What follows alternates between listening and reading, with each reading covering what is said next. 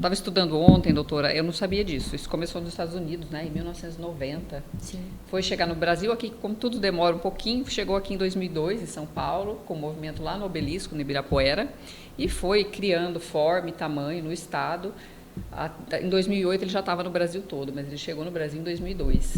Isso. E é uma campanha a nível nacional, para as pessoas entenderem, ontem eu fiz questão de frisar isso para as mulheres, a importância disso, né?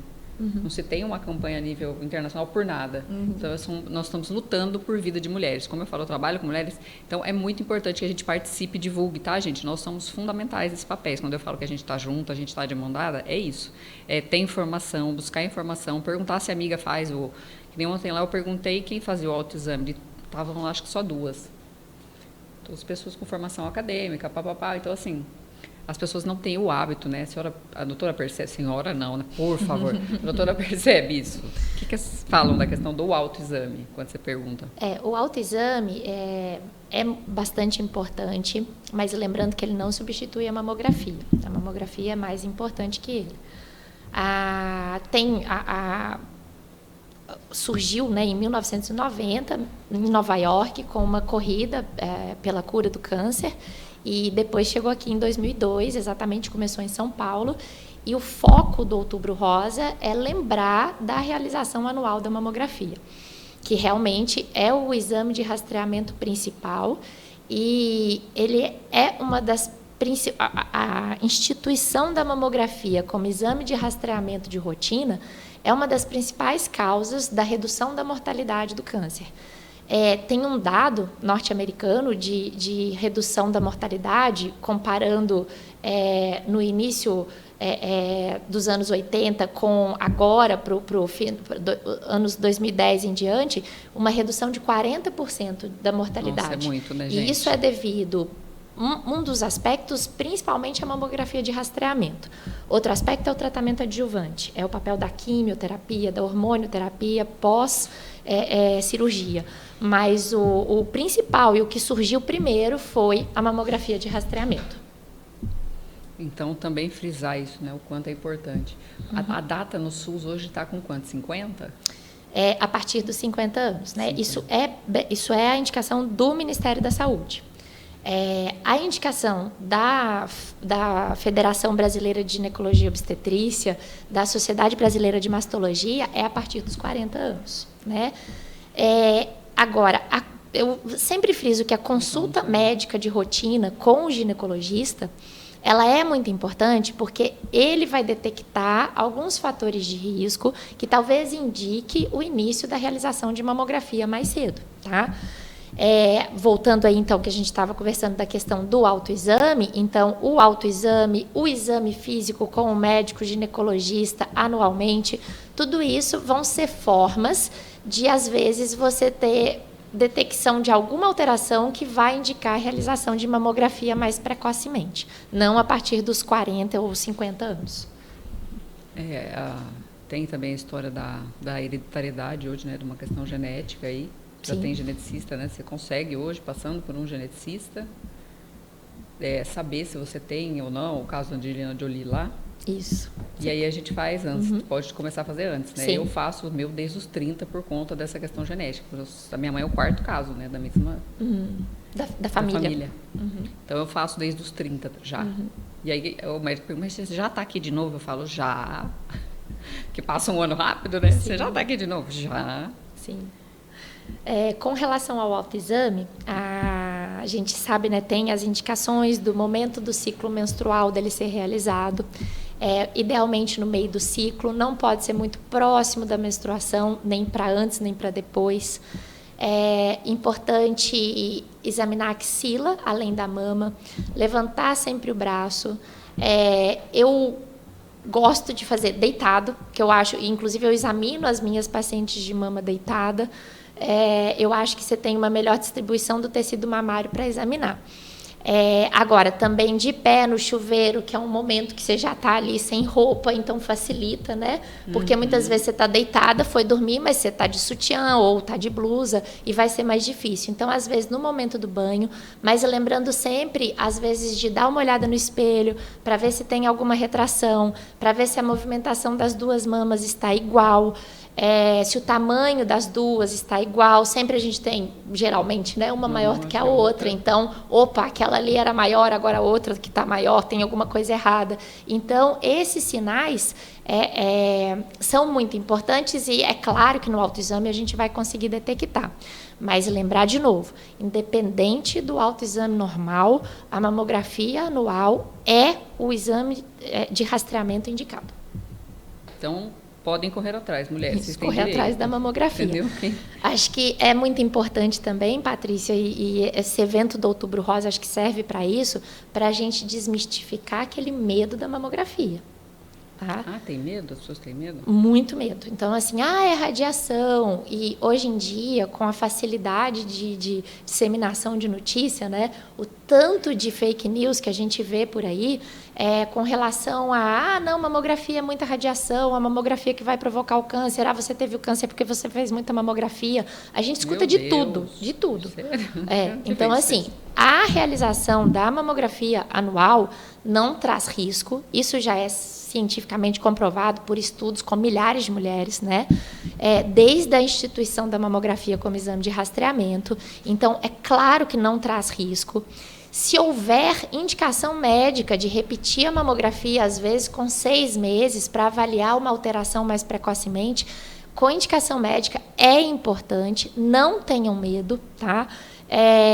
Muitas pacientes falam que dói, eu posso falar, não dói tanto assim, não é uma coisa tão tranquila, mas dói muito menos, por exemplo, na minha opinião, do que tirar sangue, tá? Não existe uma taxa de complicação. Mas também não é para ser prazeroso, é um exame, né? Eu brinco. É uma dor momentânea, são segundos também, né? Dói, eu faço, dói. Só que assim, é que você falou, são segundos, gente, você dá conta disso. Sem dúvida muito nenhuma. tranquilo, que nem você falou, a picada da agulha. Menos que segundos, é mais ou menos isso. Exatamente. Então, dura o quê? Uns segundinhos a mais, 5 segundos a mais. Mas aí a máquina já levanta e tudo termina. Então, dá para tolerar sim, pela sua saúde. E é muito importante ali no momento que está fazendo, seguir a orientação do técnico que está junto, porque faz diferença se ele pega mais tecido ou não. Você vai ter uma maior possibilidade de detecção de alguma alteração que pode passar batido. Então, tudo aquilo que o técnico faz, que o técnico te explica, segura, vai ser rapidinho, levanta um pouquinho, mexe o queixo para lá, para cá. Por isso que eles fazem toda essa... Para pegar toda a área. Eu não entendia que esse negócio. Eu falei, qualquer hora ele vai pôr ele ponta cabeça. Ele tem os critérios assim, ali de puxar a mama para dentro do mamógrafo e ver se ele tem que pegar ela inteira. Então, aí ele vai mexendo no nosso corpo para que aquilo se adeque para ter uma imagem maior. Então, exatamente, para pegar tá vendo, mais... gente? Eu achava que o técnico era chato, não é procedimento. Não. E ele tem uns critérios para ele seguir, né? Ele precisa... o queixo tem que estar aqui, o queixo está na frente. Então porque tem hora que você está fazendo pirofagia no negócio. Para enfiar lá, você está... Sim, mas para lá, mas para cá, né? Eu não entendi isso. Agora... Aquela questão, né, que aí desce, comprime, porque aí aquela compressão vai espalhar o tecido mamário, espalhando o tecido mamário você consegue ver melhor. Uma microcalcificação que pode passar despercebida se você não fizer isso, você vai, com aquela compressão ali, você vai conseguir detectar mais essa microcalcificação. Então, é importante ter paciência, obedecer o técnico que está ali, para que o exame saia perfeito, para poder ter uma chance maior de detecção de alterações que não seriam vistas, muito provavelmente, aí no exame físico dentro do próximo ano. E aí você vai pegar, muitas vezes, um carcinoma in situ, que é aquele que não é invasivo ainda, que não dá metástase, que não precisa de quimioterapia. É esse o papel da mamografia. Detectar as coisas bem pequenas, bem no início, né, doutora? Então, às vezes ainda um pré-câncer, né? Um pré-câncer. Eu ia falar, existe isso? Ele chega a ser um pré-câncer? Sim. Carcinoma lobular in situ, são entidades, carcinoma ductal in situ, eles são entidades que a gente ainda não tem a mínima chance de invasão e de metástase. Então, ele vai ser tratado com cirurgias muito conservadoras, algumas vezes com radioterapia para complementar o tratamento local. Chama de cirurgia conservadora? Corte?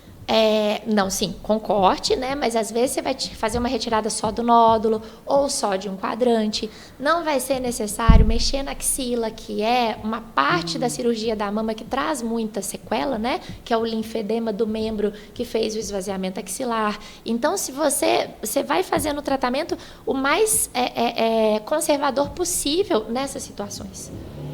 Entendi. E isso é detectado pela mamografia. O carcinoma ductal in situ, ele não vai aparecer grande maioria das vezes, num exame físico.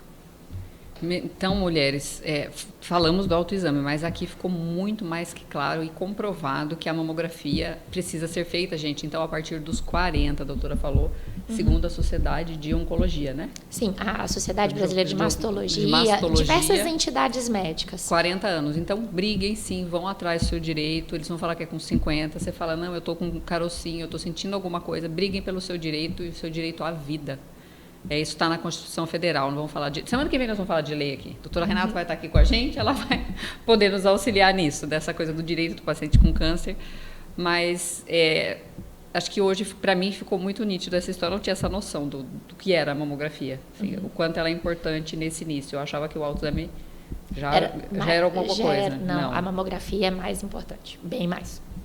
A gente precisa, acho que aí que está o papel do Outubro Rosa, né? Bater nessa tecla da realização da mamografia. Ô, doutor, e assim, como que você vê os pacientes? Tem perfis de paciente com câncer de mama? Não? Você consegue colocar todo mundo junto num balaio só? Você consegue fazer uma divisão de, tem aquela que enfrenta, mas não enfrenta, tem aquela que a família enfrenta, mas ela não quer enfrentar? Como é que é isso, assim, num olhar geral de todo mundo? Que você já tratou gente pra caramba, hein? Você tá lá desde que eu era estagiária. Então, como é que você vê isso, assim, se tivesse que... você está falando mais do perfil emocional, assim, né? Isso, dos pacientes do colo, ou do câncer de mama em si, já que nós estamos falando do câncer de mama, né? Assim, é muito, muito, muito diverso. A gente tem pacientes que enfrentam e de cabeça erguida e que aquilo ali é um detalhe chato da vida. Nós temos uma outra vida lá pela frente. Por outro lado, tem pacientes com uma carga emocional maior que já tem mais dificuldade e, às vezes, isso acaba virando a parte central da vida. Outras pacientes que negam, né? Então, assim, existe de tudo.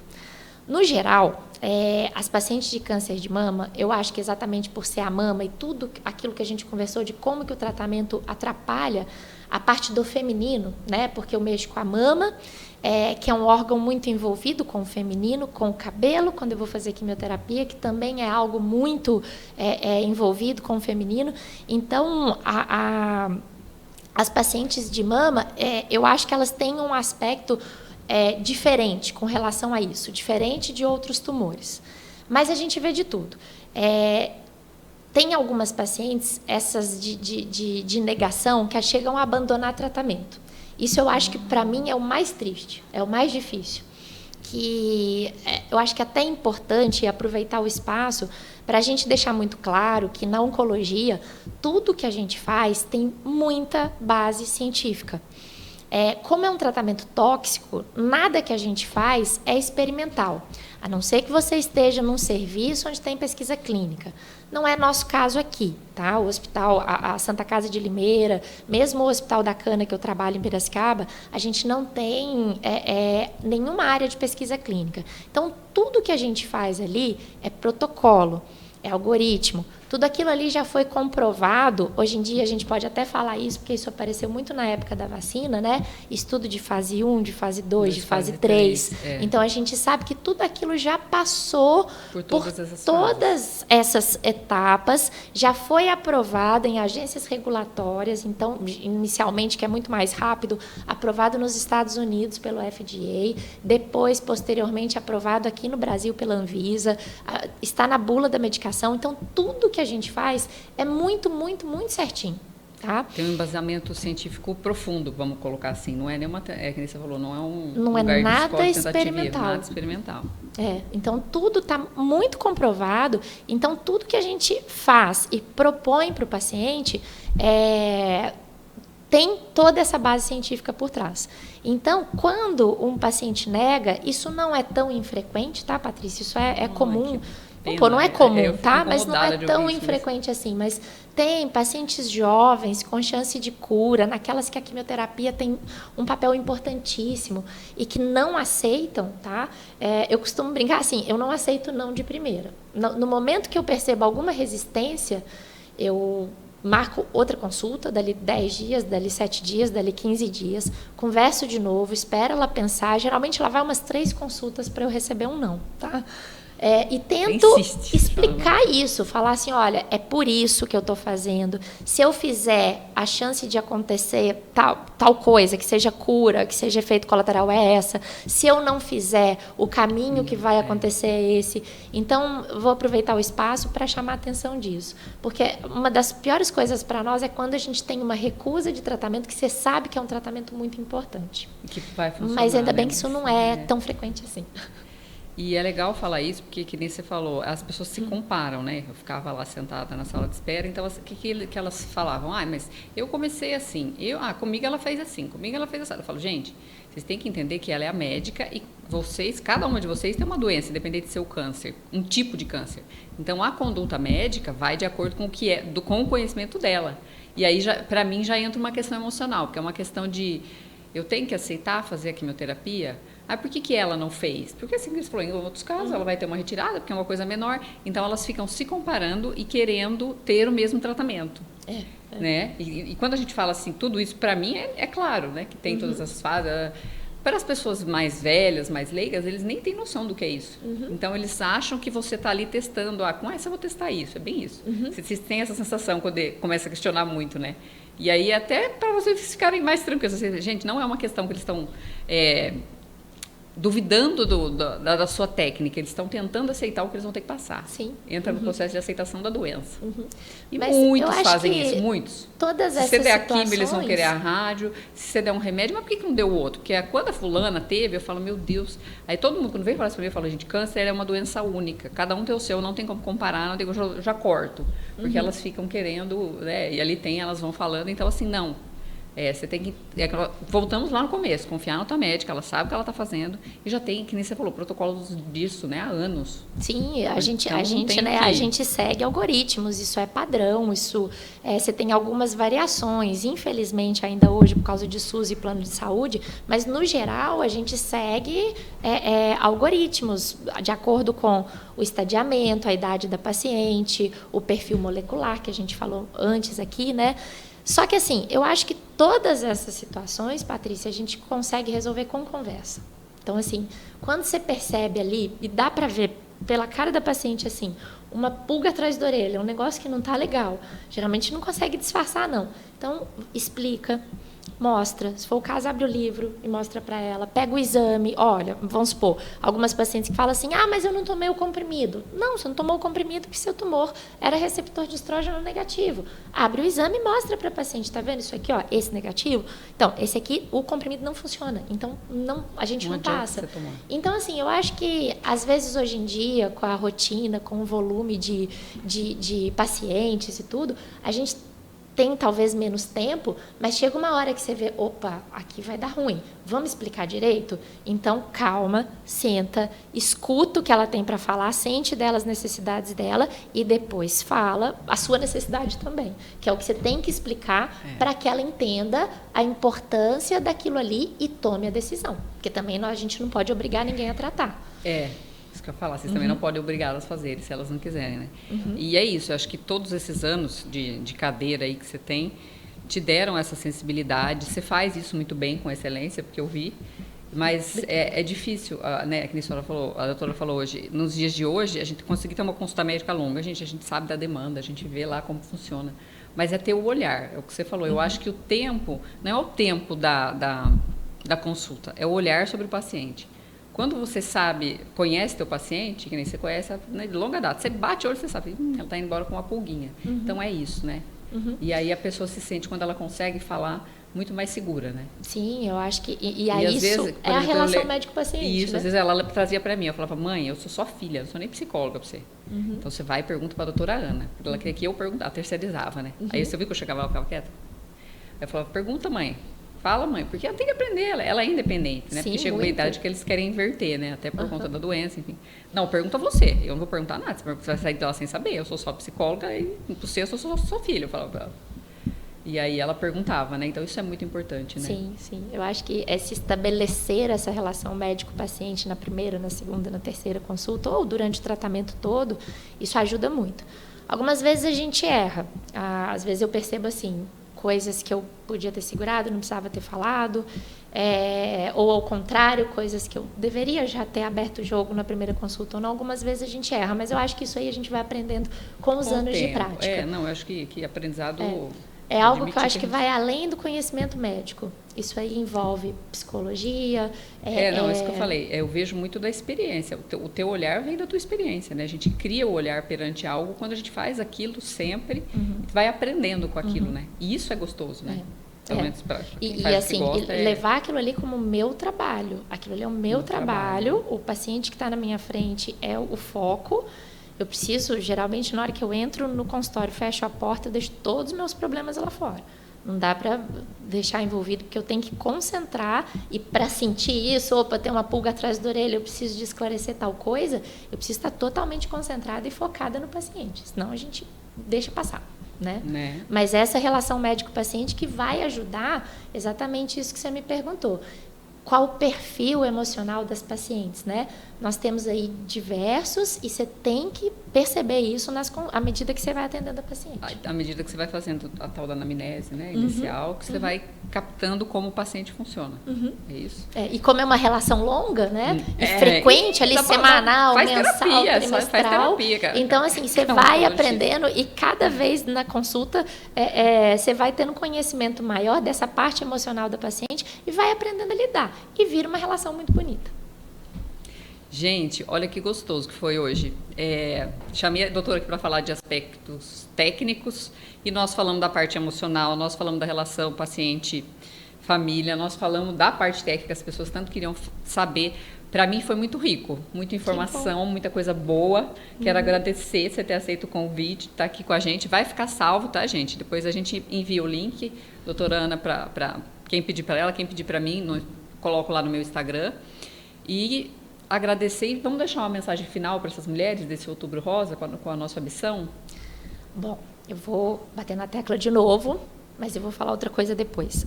Acho que a mensagem final do Outubro Rosa é a mamografia, exame de screening, exame de rastreamento, para a gente não diminuir a incidência, mas aumentar a chance de cura. Tá? Isso é importante de estar colocado aí. Mas eu acho que o Outubro Rosa, hoje em dia, ele cresceu tanto que ele tem outro aspecto. Além do rastreamento e detecção precoce e chance de cura. A gente tem que olhar para o paciente como um todo, que foi o que você falou. Isso. Então, nós temos diversos tipos de pacientes.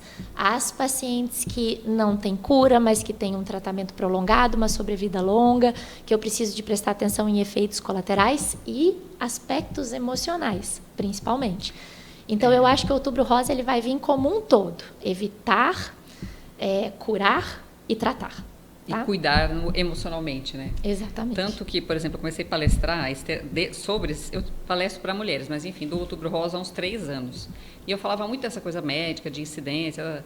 E aí, de um ano para cá, eu percebi, falei, gente, eu falo muito pouco do emocional. Então, assim, as minhas palestras são voltadas a prevenção do câncer de mama e aspectos emocionais. E tudo isso, que nem ontem a gente ficou 1 hora lá, detalhadamente, da família, como a família lida com isso, como chega. Aí tá outra do lado de lá. Né? Como que é para a família se organizar, cuidar. Mas é isso, é um tratamento humanizado. Então, a gente também precisa olhar para isso, além da mamografia, eu acho que é isso. Então, mulheres, né? Nós, enquanto mulheres, pergunte para tua amiga, tem feito mamografia? Pega no pé dela, tá? Que a gente conhece muita mulher. Se cada amiga que você perguntar não faz, leve para fazer. E aspectos emocionais, deixa ela sentir. Se ela tiver, inclusive eu estou passando com uma amiga pessoal minha nesse momento, está no comecinho.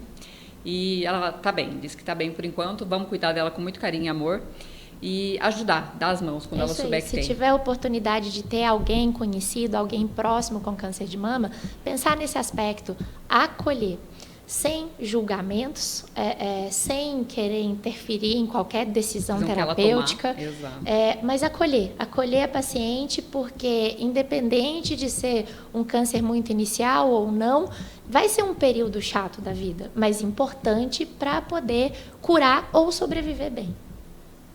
É isso aí, gente. Obrigada de novo, doutora. Eu que agradeço o espaço num programa tão importante, voltado para a mulher. Agradeço bastante, Patrícia. Vamos voltar aqui com outros temas, viu? Gostei, né? Para mulher tem bastante coisa para falar, né? Vamos combinar.